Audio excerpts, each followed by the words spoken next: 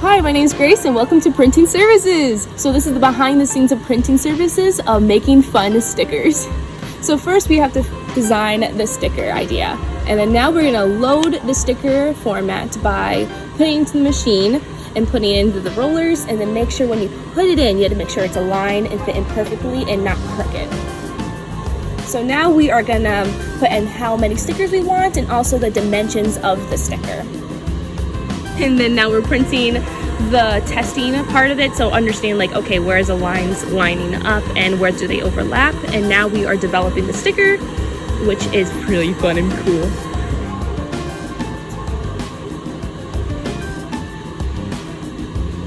And then now we're about to make the cut lines within it. So we are making 2 cut lines of the sticker itself and for when we pop the sticker out.